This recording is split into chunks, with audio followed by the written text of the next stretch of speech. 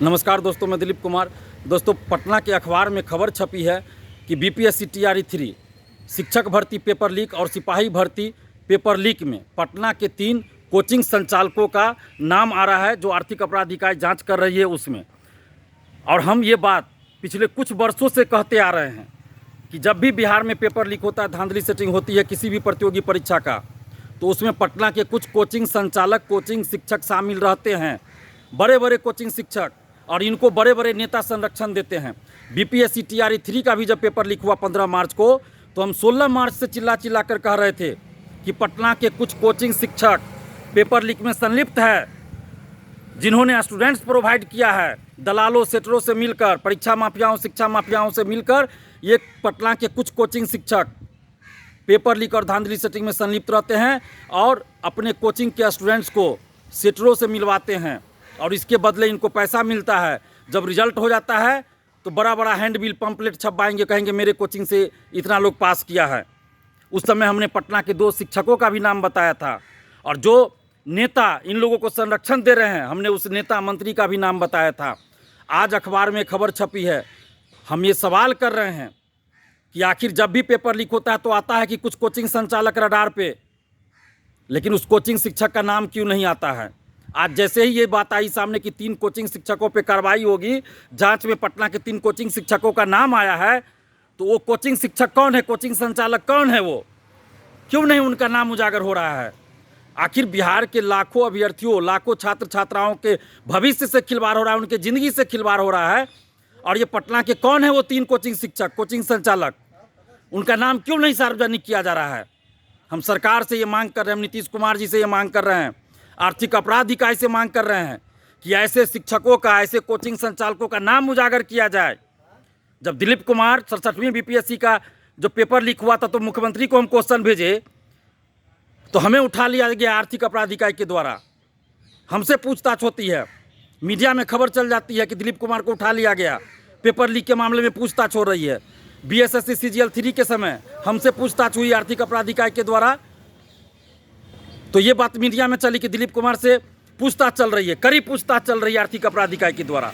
लेकिन पटना के 3 शिक्षकों का जब नाम आ रहा है, कोचिंग संचालकों का नाम आ रहा है, तो क्यों नहीं उनका नाम सार्वजनिक हो रहा है? किसका दबाव है आखिर? पुलिस पर, सरकार पर किसका दबाव है? कौन है वो बड़ा शिक्षा माफिया? कौन है वो बड़ा नेता जिसके चलते इन शिक्षकों का नाम सार्वजनिक नहीं किया जा रहा है? हम ये जानना चाहते हैं। बिहार के लाखों शिक्षक अभ्यर्थी, सिपाही अभ्यर्थी, दरोगा अभ्यर्थी, बीपीएससी सिविल सेवा अभ्यर्थी, इनके साथ साथ बिहार के तमाम छात्र छात्राएं, अभिभावकगण, बुद्धिजीवी, सभी लोग, आम जनता ये जानना चाहते हैं कि कौन है पटना का वो 3 शिक्षक, 3 कोचिंग संचालक जो पेपर लीक में संलिप्त है, धांधली सेटिंग में संलिप्त है, उसका नाम उजागर किया जाए। ये ऐसे लोग शिक्षक नहीं है, बल्कि बहुरूपिये हैं, बहुरूपिये, जो शिक्षक के भेष में बिहार के लाखों छात्र युवाओं को बेवकूफ़ बनाकर, गुमराह करके व्यवसाय कर रहे हैं, बिजनेस कर रहे हैं। यूट्यूब पर आकर बड़ी बड़ी बातें बोलते हैं कि छात्र के लिए जान दे देंगे, ये कर देंगे, वो कर देंगे, और इनके कोचिंग में सुरक्षा मानक तक नहीं होता है, फायर सेफ्टी तक नहीं होता है। ये क्या स्टूडेंट्स के लिए जान देंगे जो अपने कोचिंग में फायर सेफ्टी की व्यवस्था नहीं किए हुए हैं और लाखों करोड़ों रुपया कमा रहे हैं, और यूट्यूब पे आके, मीडिया में आके बोलते हैं हम जान दे देंगे छात्रों के लिए। बेवकूफ़ बनाया जा रहा है छात्रों को।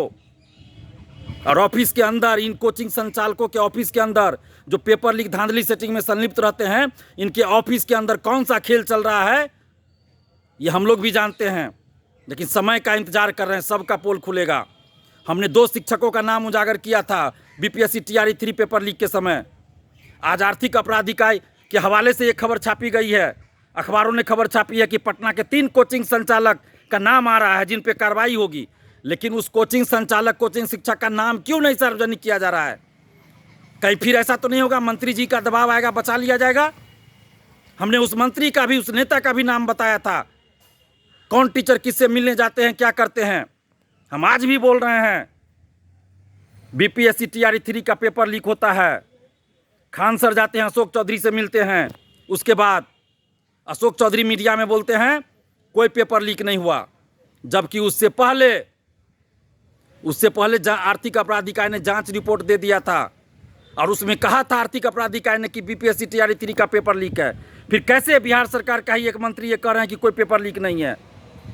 तो क्या बिहार सरकार के मंत्री इन शिक्षा माफियाओं को बचा नहीं रहे हैं, संरक्षण नहीं दे रहे हैं? इन सारे मामलों की जांच होनी चाहिए। और कौन है वो 3 शिक्षक, कौन है वो 3 शिक्षक के रूप में बहुरूपीय जो बिहार के लाखों स्टूडेंट्स के भविष्य के साथ खिलवाड़ कर रहे हैं, जिंदगी के साथ खिलवाड़ कर रहे हैं? ऐसे शिक्षकों को, कोचिंग संचालकों को फांसी मिलनी चाहिए, फांसी। जो शिक्षक के रूप में बहुरूपीय हैं और शिक्षा माफिया, परीक्षा माफिया हैं ये लोग, उनका नाम उजागर किया जाए। हम आर्थिक अपराध इकाई से भी मांग कर रहे हैं कि जो भी शिक्षक, कोचिंग संचालक या जो नेता इसमें संलिप्त है, सबका नाम उजागर किया जाए। आखिर हम लोग को जानने का हक है कि कौन है वो दलाल, कौन है वो सेटर, कौन है वो शिक्षक जो दलाली करता है, कौन है वो शिक्षक, कोचिंग संचालक जो धांधली सेटिंग का काम करता है, पेपर लीक कराता है, सॉल्वर गैंग का काम करता है, सॉल्वर गैंग से संपर्क है, सेटर से संपर्क है। कौन है वो शिक्षक, कौन है वो दलाल, कौन है वो शिक्षक के रूप में दलाल, सेटर? हम लोग जानना चाहते हैं। हमने तो कुछ लोगों का नाम उजागर किया था, क्या ये वही लोग हैं या और कोई लोग है?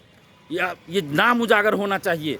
हम ये मांग कर रहे हैं आर्थिक अपराध इकाई से भी, पटना पुलिस से भी और बिहार सरकार से भी, बिहार पुलिस से भी, कि लाखों छात्र युवाओं के हित में उन कोचिंग संचालकों, कोचिंग शिक्षकों का नाम सार्वजनिक किया जाए जो पेपर लीक, धांधली सेटिंग में संलिप्त रहते हैं, जो सॉल्वर गैंग प्रोवाइड करते हैं, जो किसी भी तरह से परीक्षा में कदाचार में संलिप्त है। वैसे लोगों का नाम उजागर किया जाए ताकि हम लोग भी ऐसे लोगों से सतर्क रहें।